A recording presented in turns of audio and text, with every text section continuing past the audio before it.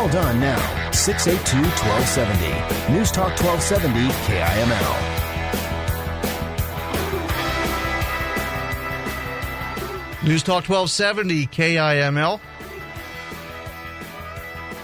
Don Carpenter Show. Welcome back. It's 8:08.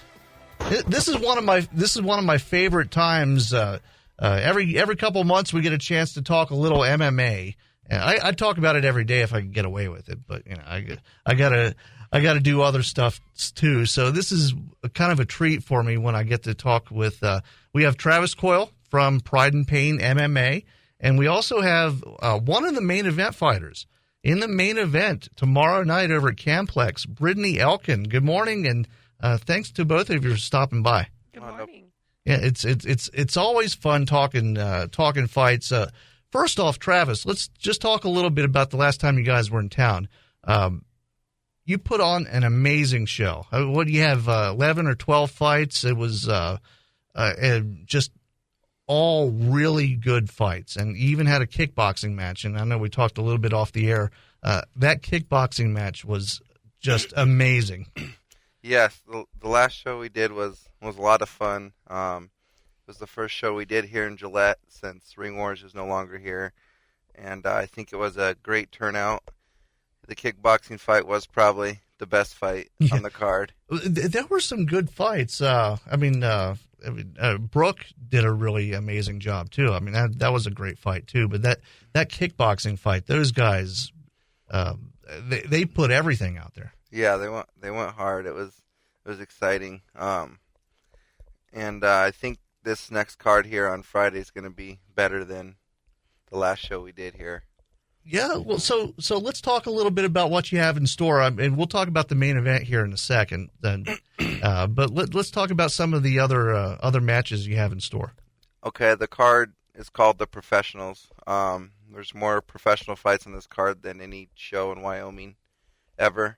There's a pro middleweight title fight, 5 rounds, and that's Justin Winkles versus Devin Fisher. Wyoming versus South Dakota, I guess. And we have Jeremy Speltz. He's a local here, local pro fighter. He's fighting Tanner Big Eagle out of South Dakota. And then we have also 5 amateur fights. The 2 top rank, or the number 1 ranked amateur, 55 in South Dakota versus the number 1 ranked amateur in Wyoming, 55. That's James Adino versus Jake Corte. So that's going to be exciting. Well, and I like how you kind of are doing some of the matchups, kind of a rivalry with the Rapid area and with Gillette and Casper. the Wyoming and South Dakota thing, I think, works because you get the crowd. The crowd picks which guy they're behind, and they certainly back those guys. Yes, I'm excited for it. And Brittney Elkin, the main event, versus Gabby Holloway, Bella Torvet. That's the fight most excited for. It's gonna be awesome. Now, let's talk a little bit about this. Now, is this the first time you've done a card with the women in the main event? Actually, yes. It's the first time ever. Yeah, I've never had a girl fighter who was worth putting a main event until now, I guess. Heck yeah. Okay, so and it seems to be that the women's MMA is it's the big growth segment of the sport right now. I mean, there's so many women getting into this. Women fight harder than men. Well, and I think I think most of us guys know that, knew that before this, but we didn't know that it could be such a big thing on a professional level. Yeah. Women's MMA is blowing up, and it's a good opportunity for women to be MMA fighters and do something. I think women are crazy, and MMA loves them. Well, you said it. I didn't. I mean, I would never say that because you're not much farther than an arm length away from me, so I'm not going to say that.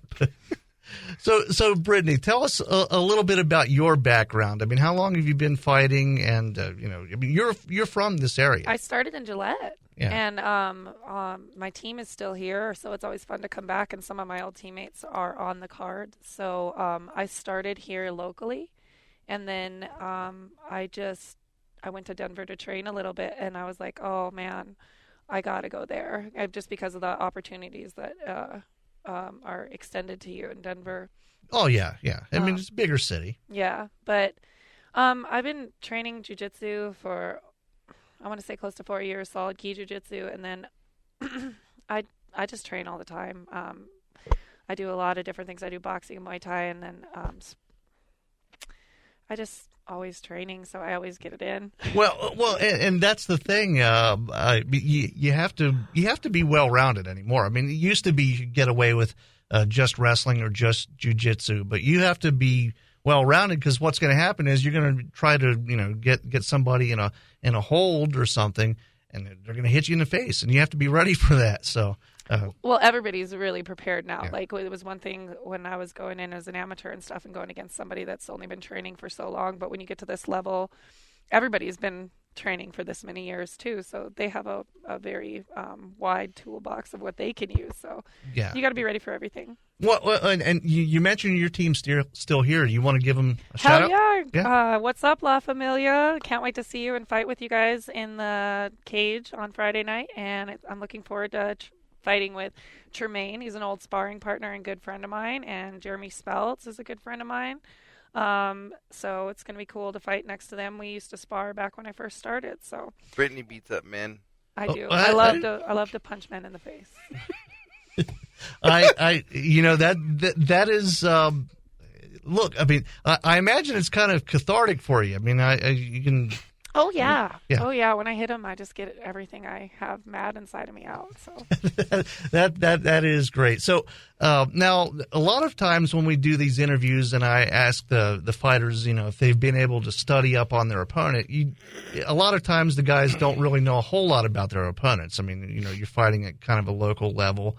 But, I mean, your opponent this time is a Bellator veteran. So I imagine have you been able to find video to study up? Oh, yeah. I actually have one of my coaches that is like a little, like, he's a fight nerd. So he watches just everybody's fights all the time. And I mean, you grow a lot from fight to fight. So like you got to remember that too. So they're not the same fighter that they fought that opponent with, but right. You can see holes or tendencies that they do, like if they're always stepping forward before they punch or if they do something like that. So my one coach is like dedicates his life to just watching he has the UFC Fight Pass on all the time, 2 different screens, and just watching it for all the team, not just me. So right. Me and him have really broke down what we want to see me do with this fight, and I feel very confident that I'm going to be just fine. Yeah, well, and for those that are listening that aren't maybe aren't as familiar with the sport, Bellator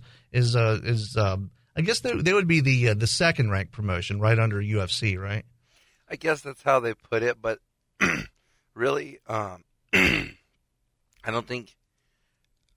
I feel like at that level, like World Series of Fighting, UFC, Bellator, I actually feel like there's equally good fighters in each promotion. I just feel like the UFC it has the name, right, the logo, the brand, But as far as the talent goes, I feel like it's kind of just the opportunities you're given. Right. I feel like some guys in Bellator, some guys in World Series of Fighting could do really good in UFC. I feel like some guys in UFC probably couldn't do good against some guys in World Series of Fighting. Right, and it's all. I imagine it's all a lot of times it's about matchups. But yeah, the reality of it is, you're right. I mean, the UFC, Bellator, Yeah. Like as far as the logo goes, I mean, as far as the name goes, because that's just the way it is, I guess. But yeah, and it's the main point is it's a high level of competition. I mean, this is certainly. I imagine you have your. You have your work cut out for you, but you're ready. Oh yeah. I never get an easy fight anyway, but this fight, I'm ready to come after it because I'm tired of losing. I'm going to win this fight. What? So okay. You say that. Do you have any predictions? I mean, you want to call it? I think I'm going to wear out with my fists first, and then I'm going to open up, and I'm going to take her out in the second round. Okay, I'm gonna keep that in mind. Okay, so I'm going to hold you to that. Of course, if you do it in the first, it's going to happen. Yeah. Okay. Of course, if it happens in the first, I won't hold it against you. A little premature. Yeah. Well, sometimes it's not a bad thing. So again, tomorrow night, the Professionals Pride and Pain MMA over at Camplex. Tickets will be available at the door, and I'm telling you guys, if you haven't seen one of these MMA fights, it's just an amazing sport to watch. And if you want to get down to Alpha Omega Nutrition, they just opened up. We're doing the weigh-ins there tonight at 7 o'clock. It's open to the public. They're going to have a car show there. We're going to have food catered. There's going to be a couple hundred people there. Come down and watch these ladies and men weigh in and get in each other's face. That's the other thing. That's the other thing that I like about what you guys do. You make the weigh-ins an event too. Yeah. And I couldn't make it last time, but this time I'm going to be able to make it. So awesome. Yeah, I mean the weigh-in is a fun part of the whole experience because everybody kind of talks a little smack. You get plus. Once you weigh in, you can finally you get the carb load and you get the energy back for tomorrow.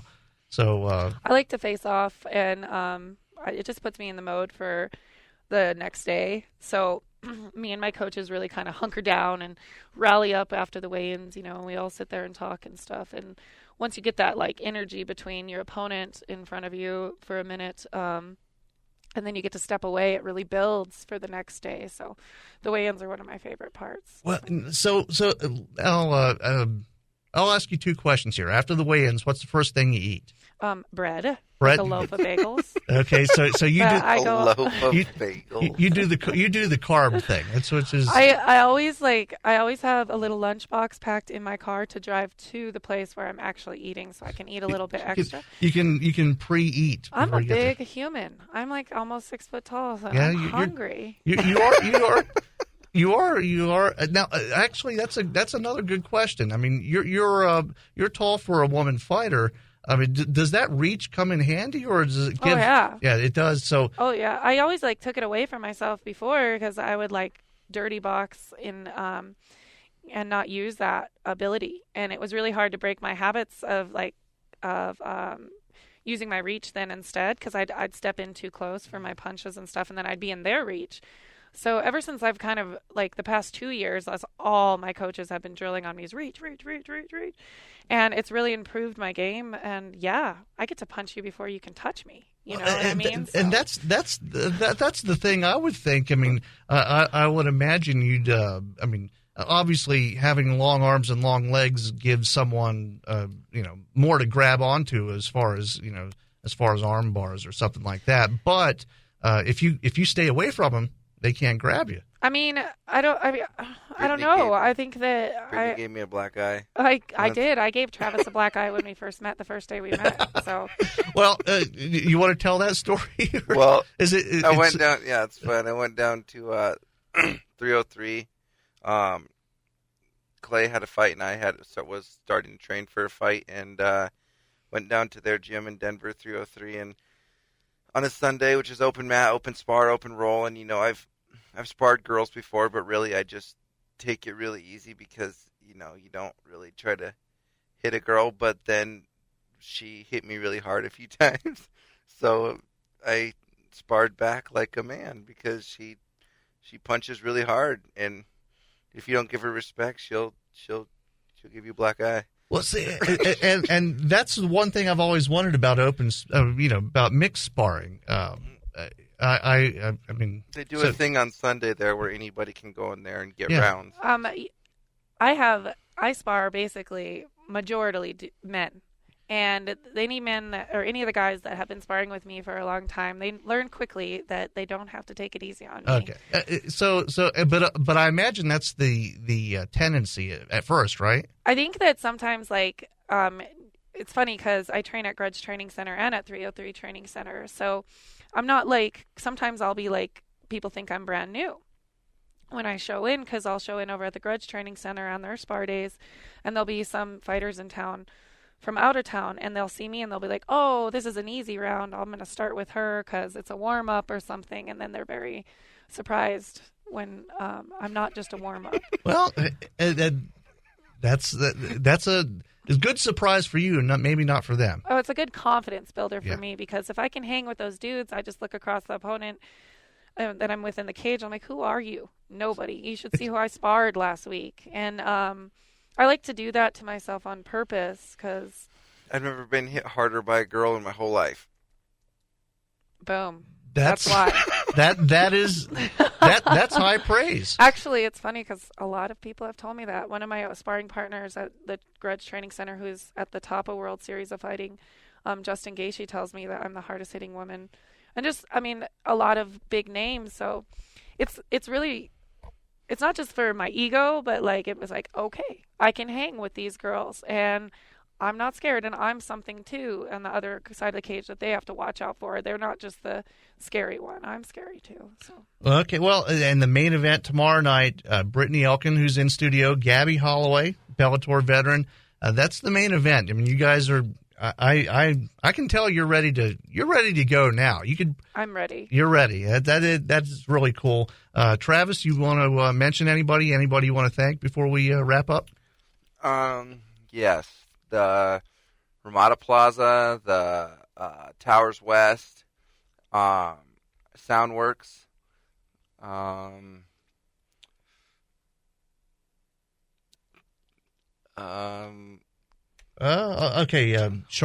Yes, Sharky Well Service. Beverage Brokers, and Century 21. Century 21, and yes. Can I thank a couple people? You can shout out, thank anybody you want. I want to give a really quick thank you to the locals of Gillette, because they're awesome and they always support me. And everywhere I go, I can walk into Walmart or walk into anywhere, they're like, "It's Brittney Elkin," and they always treat me so well.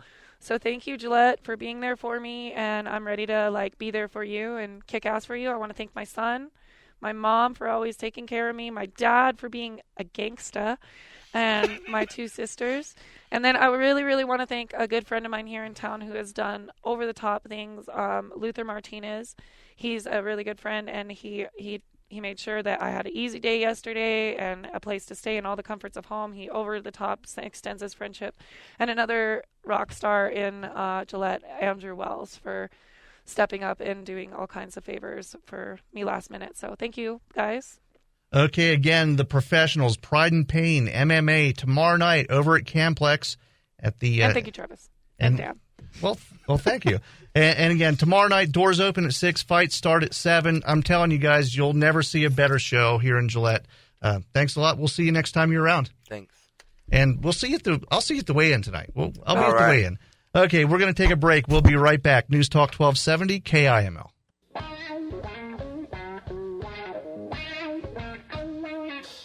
What you gonna do, brother, when Don Carpenter runs wild on you? KIML, brother. Mel, brother. Mel, brother. Mel, brother. Mel, brother.